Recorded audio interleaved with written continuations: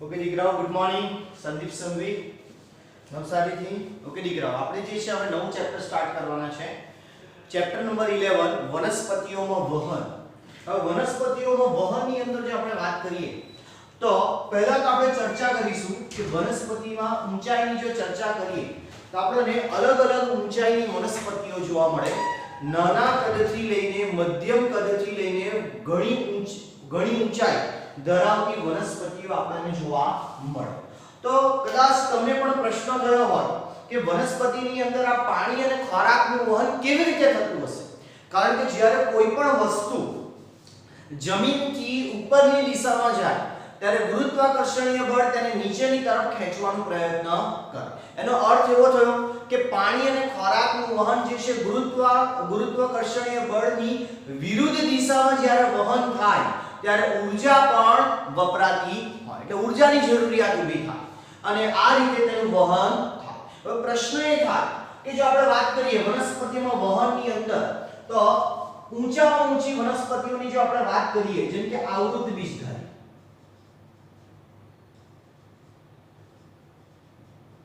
આવૃત બીજધારીમાં ઊંચામાં ઊંચી વનસ્પતિ કઈ તો કે યુકેલિપ્ટસ જેને આપણે નીલગિરી તરીકે પણ ઓળખીએ નીલગિરી હવે આ વનસ્પતિની ઊંચાઈ કેટલી છે તો લગભગ 360 થી 380 ફૂટ જેટલી એવી જ રીતે જો વાત કરીએ આપણે અનાવૃત બીજધારી અનાવૃત બીજધારીની અંદર જો આપણે વાત કરીએ તો વનસ્પતિ જે છે જેમાં ઊંચામાં ઊંચી વનસ્પતિ છે સિકોયા સેમ્પરવિરેન્સ જેને આપણે રેડવુડ વનસ્પતિ તરીકે પણ આપણે જેને ઓળખીએ તો આ રેડવુડ વનસ્પતિ સિકોયા સેમ્પરવિરેન્સ કે જેની ઊંચાઈ લગભગ કેટલી છે 400 ફૂટ જેટલી તો પ્રશ્ન એ થાય કે આટલી બધી ઊંચાઈ ધરાવતી વનસ્પતિની અંદર પાણીનું અને ખોરાકનું વહન કેવી રીતે થતું હશે અને એ પણ ગુરુત્વાકર્ષણીય બળની વિરુદ્ધ દિશા ઓકે તો અહીં જો આપણે વાત કરીએ ધારો કે આ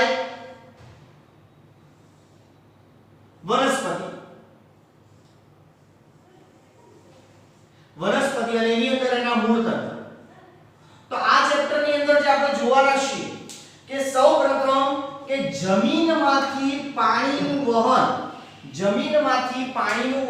મૂળ તંત્રની અંદર કઈ રીતે થાય એ આપણે જોવાના છે આ ચેપ્ટરની અંદર એક તો આકૃતિની પ્રક્રિયા દ્વારા છે પછી ઉત્સેચન ખેંચાણ બળ છે આ અલગ અલગ સિદ્ધાંતોની આપણે ચર્ચા કરીશું તો પહેલું તો એવું થવું જોઈએ કે જમીનમાંથી મૂળ તંત્રમાં પાણી જવું જોઈએ એ કેવી રીતે જાય તેમાં આપણે વહનના પ્રકારો વિશે ચર્ચા કરવાના છીએ આના પછીના ટોપિકમાં ત્યારબાદ મૂળ તંત્રમાં પાણીનું આવી ગયું ત્યારબાદ આ પાણીનું વહન મૂળ તંત્ર દ્વારા વનસ્પતિના પ્રકાંડની જલવાહક પેશી સુધી કેવી રીતે જાય તો એના વિશે પણ આપણે ચર્ચા કરવાના છીએ કે મૂળમાં પાણીના વહનના માટેના હલનચલનના પથ કે મૂળમાં પાણીના હલનચલનના પથ વિશે ચર્ચા કરીશું એ પણ એક ટોપિક છે આ ચેપ્ટરની અંદર પછી જલવાહક પેશી દ્વારા સામૂહિક વહન સિદ્ધાંતની મદદથી કયો સિદ્ધાંત સામૂહિક વહન સિદ્ધાંતની મદદથી આ જલવાહક પેશી દ્વારા પાણી જે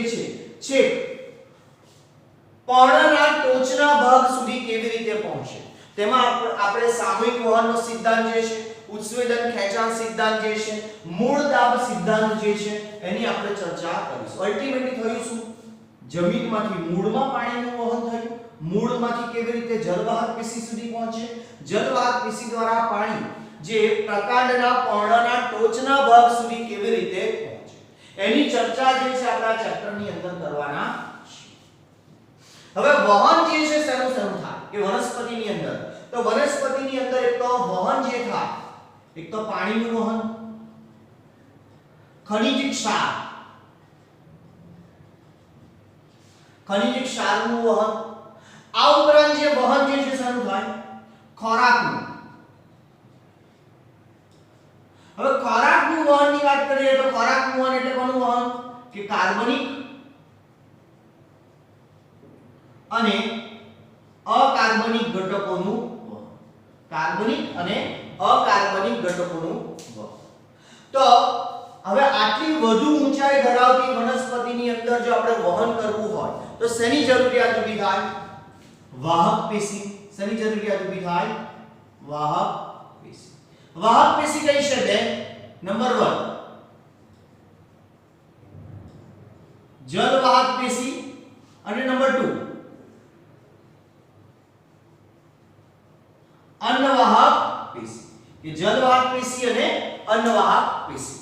હવે જો આપણે વાત કરીએ જલવાહક પેશી તો જલવાહક પેશી દ્વારા શેનું વહન થાય? નીચલા ધોરણમાં તમે ભણીને આવ્યા કે પાણી અને ખનિજ ક્ષારનું વહન જલવાહક પેશી દ્વારા થાય. આ ઉપરાંત જલવાહક પેશી દ્વારા અંતઃસ્ત્રાવનું વહન થાય અને નાઇટ્રોજન યુક્ત નકામા પદાર્થો જેનું વહન પણ જલવાહક પેશી દ્વારા થાય. હવે જલવાહક પેશીની અંદર વહન કેવું છે? એકદિશીય. જલવાહક પેશી દ્વારા વહન કેવું થાય? એકદિશીય.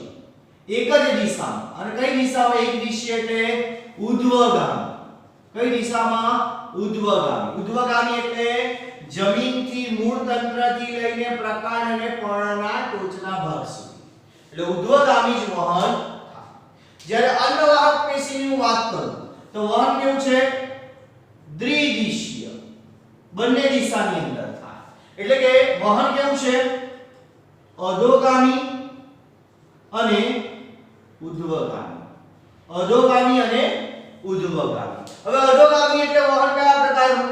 કે દિવસ દરમિયાન પ્રકાશ સંશ્લેષણની પ્રક્રિયા થાય અને ખોરાકનું સંશ્લેષણ પર્ણના ભાગ પાસે થાય અને ત્યારબાદ આ જે ખોરાકનું વહન જે છે પર્ણના ભાગથી લઈને પ્રકાંડ તરફ થાય. પ્રકાંડ તરફ થશે એમાં અન્નવાહક પેશી અને પ્રકાંડથી લઈને મૂળ તંત્ર તરફ ખોરાકનું વહન થાય. એટલે દિવસ દરમિયાન ખોરાકનું વહન અધોગામી દિશામાં, પર્ણથી પ્રકાંડ, પ્રકાંડથી મૂળ અને મૂળની અંદર ખોરાકનો સંગ્રહ થાય. જ્યારે રાત્રિ દરમિયાન જે છે અન્નવાહક પેશીનું વહન કેવું હોય? ઉર્ધ્વગામી. કારણ કે રાત્રે પ્રકાશ સંશ્લેષણની પ્રક્રિયા થતી નથી.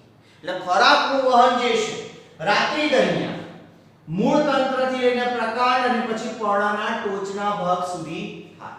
કારણ કે રાત્રિ દરમિયાન પ્રકાશ સંશ્લેષણ ન થાય અને અહીં પર્ણને પોતાની જૈવ રાસાયણિક પ્રક્રિયા કરવા માટે ઊર્જાની જરૂરિયાત છે અને ઊર્જા નિર્માણ કરવા માટે શું જોઈએ? ખોરાક.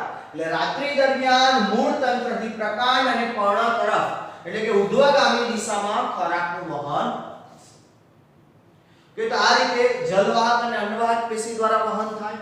હવે અંતઃસ્ત્રાવની જો હું વાત કરું તો અંતઃસ્ત્રાવ વિશે તમને આઈડિયા હશે કે વનસ્પતિ અંતઃસ્ત્રાવ કયા? Auxin, જિબ્રેલિન, સાયટોકાઇનિન, ethylene, એબ્સિસિક acid. આ બધા અંતઃસ્ત્રાવ જે વનસ્પતિની અંદર સંદેશાત્મક વહનની પ્રક્રિયાની અંદર મદદ કરે. કારણ કે વનસ્પતિ પાસે ચેતાતંત્ર જેવી કોઈ રચના નથી. એટલે અંતઃસ્ત્રાવ દ્વારા અલગ અલગ પ્રકારના સંદેશાનું વહન થાય અને અંતઃસ્ત્રાવ જ વૃદ્ધિની પ્રક્રિયાને ઉત્તેજિત કરવાનું અને વૃદ્ધિની પ્રક્રિયાને અવરોધ કરવાની ક્રિયાની અંદર મદદ કરે. એટલે એનું વહન પણ થવું જરૂરી છે. અને વનસ્પતિ નાઇટ્રોજન યુક્ત નકામા પદાર્થનો નિકાલ પણ કરતા હોય છે. એની અંદર પણ આ જલવાહક અને અન્નવાહક પેશી મદદ કરે. તો વનસ્પતિની અંદર અલગ અલગ પ્રકારની વાહક પેશી દ્વારા દૂરના અંતર સુધી, તો આ જે બંને વાત કરી ગયા આપણે કે વનસ્પતિની અંદર વાહક પેશી દ્વારા દૂરના અંતર સુધી પાણી અને ખોરાકના વહનની ક્રિયા જેને સ્થાનાંતરણ તરીકે ઓળખવામાં આવે. તો સ્થાનાંતરણ એટલે શું? કે વનસ્પતિની અંદર આવેલી વાહક પેશીઓ, જલવાહક પેશી અને અન્નવાહક પેશીની મદદથી દૂરના અંતર સુધી પાણી અને ખોરાકના વહનની ક્રિયાને સ્થાનાંતરણ તરીકે ઓળખવામાં આવે. તો આજે આપણે વાત કરી ગયા વાહક પેશી, જલવાહક પેશી અને અન્નવાહક પેશીની મદદથી થતું સ્થળાંતરની ક્રિયા. ત્યારબાદ જો આપણે વાત કરીએ કે વનસ્પતિની અંદર જે નજીકના અંતર સુધીનું વહન કેવી રીતે થાય, તો નજીકના અંતર સુધીનું વહન જે છે, ધારો કે આ એક પર્ણનો ભાગ છે, પર્ણની અંદર પણ ઘણા બધા કોષો આવેલા હોય, તો ધારો કે હું એના આ કોષોની રચના ડ્રો કરું છું. આ કોષો, હવે વનસ્પતિનો એક કોષ બીજા કોષ સાથે કોની મદદથી જોડાયેલો હોય, તો કોષરસ તંતુ. કોષરસ તંતુ જેને આપણે પ્લાઝ્મોડેસ્માટા ઇંગ્લિશમાં પ્લાઝ્મોડેસ્માટા તરીકે પણ ઓળખીએ છીએ. હવે થશે શું નજીકના અંતરનું વહન, કે અહીં જે છે એક કોષમાંથી બીજા કોષમાં સીધે સીધું એક કોષરસમાંથી એક કોષના કોષરસમાંથી સકેન્દ્રિતતાના ઢોળાંશને આધારે પાણીનું વહન એક કોષમાંથી બીજા કોષમાં સીધે સીધું થવું, તે નજીકના અંતરનું વહન કહેવાય, જેને આપણે સાદી ભાષામાં પ્રસરણ તરીકે પણ ઓળખતા હોઈએ છીએ. પ્રસરણ, એક કોષમાંથી બીજા કોષમાં સકેન્દ્રિતતાના ઢોળાંશને આધારે પાણીનું વહન થવું અથવા તો અન્ય કોઈ પદાર્થનું વહન થવું, જેને આપણે સામાન્ય ભાષામાં પ્રસરણ તરીકે ઓળખતા હોઈએ છીએ. હવે આ પ્રસરણની પ્રક્રિયાની અંદર કોઈ પણ પ્રકારની ઊર્જાની જરૂરિયાત રહેતી નથી, કે ખૂબ જ નજીકના અંતરનું વહન છે, એક કોષમાંથી બીજા કોષની અંદર એટલે કે નજીકના અંતરનું તે વહન છે અને એમાં કોઈ ઊર્જાની આવશ્યકતા રહેતી નથી. પરંતુ આ વહન કેવું છે, ખૂબ જ ધીમું વહન છે. કેવું છે, ખૂબ જ ધીમું. હવે આ જ જો ઝડપથી વનસ્પતિ જે 400 ફૂટની ઊંચાઈ ધરાવે અને એના એક કોષમાંથી બીજામાંથી ત્રીજા ચોથા પાંચમા એમ કરતા જો પાણી જો પહોંચવાનું હોય પર્ણના ટોચના ભાગ સુધી, તો પ્રસરણ દ્વારા પાણીને પહોંચાડતા તો વર્ષો લાગી જાય. તો આટલી ધીમી ઝડપ ચાલી શકે નહીં. એટલા માટે આપણે વાત કરી ગયા કે વાહક પેશીની જરૂરિયાત ઊભી થાય, કે જે ઝડપથી પાણી અને ખોરાકના વહનની ક્રિયામાં મદદ કરે. પણ પ્રસરણમાં જે વાત કરી ગયા ઊર્જાની કોઈ જરૂરિયાત રહેતી નથી અને કોષરસ તંતુની મદદથી થાય. હવે આપણે જે છે આ ચેપ્ટરની અંદર મેઇન જે ટર્મ જે તમારે ધ્યાનમાં લેવાની છે કે દ્રાવ્ય પદાર્થ એટલે દ્રાવ્ય વત્તા દ્રાવક. દ્રાવ્ય પદાર્થ એટલે આને આપણે ધારો કે ઇંગ્લિશ વર્ડ યાદ રાખજો, સોલ્યુટ. દ્રાવકને કહેવાય solvent. solute plus solvent is equal to solution. એવી જ રીતે તમને ખબર જ છે કે દ્રાવ્ય વત્તા દ્રાવક is equal to દ્રાવણ. હવે એટલા માટે આ ટર્મ બહુ ઇમ્પોર્ટન્ટ છે, કારણ કે આખા ચેપ્ટરની અંદર વારે વારે આ શબ્દ આવશે. હવે જો તમને સરળ ભાષામાં કહું કે દ્રાવણ કોને કહેવાય, ધારો કે 1 લિટર પાણી છે, આ 1 લિટર પાણી, એની અંદર હું 5 ગ્રામ ખાંડ નાખું છું, એની અંદર હું 5 ગ્રામ ખાંડ નાખું છું, તો અહીં ખાંડ જે છે ને શું કહેવાશે, દ્રાવ્ય પદાર્થ. પાણી જે છે ને શું કહેવાશે, દ્રાવક. અને જ્યારે આ દ્રાવ્ય પદાર્થ દ્રાવકની અંદર ઓગળી જાય અને જે બને એને કહેવાય દ્રાવક. એવી જ રીતે હું એમ પણ કહી શકું કે જે દ્રાવ્ય પદાર્થને ઓગાળે છે એને કહેવાય દ્રાવક, જે દ્રાવ્ય પદાર્થમાં ઓગળે છે એને કહેવાય દ્રાવ્ય, અને બંને ભેગું થાય એટલે શું બને, દ્રાવક. ફરી પાછું કે જે દ્રાવ્ય પદાર્થને ઓગાળે છે એને કહેવાય દ્રાવક, અને જે એને કહેવાશે દ્રાવક, અને જે દ્રાવક પદાર્થની અંદર ઓગળે છે અને જેની માત્રા ઓછી છે એને કહેવાશે દ્રાવ્ય પદાર્થ. જેમ કે 1 લિટર પાણીની અંદર આપણે 5 ગ્રામ ખાંડ નાખી તો ખાંડ એ દ્રાવ્ય પદાર્થ, પાણી એ દ્રાવક, અને જ્યારે આ ખાંડ દ્રાવકની અંદર એટલે કે પાણીની અંદર ઓગળી જાય અને જે બને એને કહેવાય દ્રાવણ, જેમ કે ખાંડનું દ્રાવણ.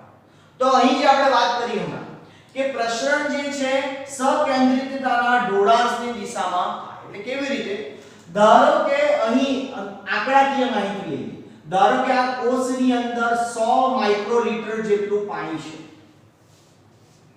જ્યારે આ કોષની અંદર 150 માઇક્રોલીટર પાણી છે, તો સકેન્દ્રિતતાનો ઢોળાંશ કેવી રીતે થયો કે જો આપણે હવે દ્રાવકની વાત કરીએ, અહીં વધુ દ્રાવક છે, અહીં ઓછું દ્રાવક છે, તો સકેન્દ્રિતતાનો ઢોળાંશ આ રીતે થશે કે આ કોષની અંદર વધુ પાણી એટલે વધુ પાણીથી ઓછા પાણી તરફ આ પાણીનું વહન થશે. તો આમાંથી કેટલું પાણી જશે? 25 માઇક્રોલીટર જેટલું પાણી બાજુના કોષમાં જશે. એટલે અહીં પણ કેટલું થઈ જાય? 125 માઇક્રોલીટર, અહીંયા -25 એટલે 125 માઇક્રોલીટર. એટલે આ રીતે પ્રશ્ન આ રીતે કે સકેન્દ્રિતતાના ઢોળાંશની દિશામાં વહન થાય. એવી જ રીતે જો કોઈ દ્રાવ્ય પદાર્થની વાત કરું, દ્રાવ્ય પદાર્થ ધારો કે કોઈ એક દ્રાવ્ય પદાર્થ જે છે એનું પ્રમાણ જે છે આ કોષમાં કેટલું છે? કોઈ એ પ્રકારનો દ્રાવ્ય પદાર્થ એનું પ્રમાણ એ 5 છે, જ્યારે એ જ દ્રાવ્ય પદાર્થનું પ્રમાણ એ કેટલું છે? 12 છે. 12 છે એટલે કેટલા જશે અહીંથી? કે 5 માંથી 3 આ બાજુ જાય 13 છે આપણે રાખીએ 13. એટલે 13 ને 5 માંથી 4 આ બાજુ જાય એટલે 9 અને 13 4 એટલે 9. એટલે સાંદ્રતા સરખી ન થાય બંને બાજુની સાંદ્રતા સરખી ન થાય ત્યાં સુધી આ રીતે પ્રસરણની પ્રક્રિયા થશે. તો આપણે આ પ્રસરણની પણ વાત કરી ગયા. અને વનસ્પતિની અંદર જે છે અલગ અલગ જે વાત કરી કે ઓછી ઊંચાઈ ધરાવતી વનસ્પતિ જે હોય એની અંદર તો પાણીનું વહન સીધે સીધું થઈ શકે, કારણ કે પાણી પાસે તો ગુણધર્મ છે સંલગ્ન બળ અને અભિલગ્ન બળનો ગુણધર્મ છે. સંલગ્ન બળ એટલે શું? પાણીનો એક અણુ બીજા અણુને ખેંચે. અને અભિલગ્ન બળ એટલે શું? કે પાણીના અણુઓ જલવાહક પેશીની દિવાલને ચોંટીને ઉપરની દિશામાં આગળ વધે. એના વિશે આપણે ડિટેલમાં ચર્ચા પછીના જે આગળ ટોપિક આવશે એમાં ચર્ચા પણ કરીશું. પણ ઓછી ઊંચાઈ ધરાવતી વનસ્પતિમાં પાણીનું સીધે સીધું વહન થઈ શકે. એમાં બહુ કઈ મર્યાદા રહેતી નથી કે કોઈ પ્રકારના બળ ગુરુત્વાકર્ષણની બળ પણ એટલો બધો પ્રભાવ ન પાડી શકે, કારણ કે ઓછી ઊંચાઈ ધરાવતી વનસ્પતિ છે. અને આપણને પણ ખબર છે, તમે આવો પ્રયોગ કર્યો પણ હશે કે ધારો કે ડોલની અંદર ટાંકીની અંદર પાઇપ નાખો, મોઢાથી પાણી ખેંચો, ડોલમાં ઊંધી કરી દો, સતત પાણી આવ્યા કરે. કેમ? તો પાણીનો એક અણુ બીજા અણુને ખેંચે સંલગ્ન બળના કારણે. એટલે આવું થાય. એટલે ઓછી ઊંચાઈ ધરાવતી આપણે અહીંયા જે મેઈન ચર્ચા કરવાના છે વધુ ઊંચાઈ ધરાવતી વનસ્પતિ માટે. તો આપણે દીકરાઓ ઇન્ટ્રોડક્શનની ચર્ચા કરી ગયા. ત્યારબાદ હવે આપણે સ્ટાર્ટ કરીશું વહનના પ્રકાર વિશે આના પછીના વિડિયોની અંદર. ઓકે દીકરાઓ, all the best, happy learning.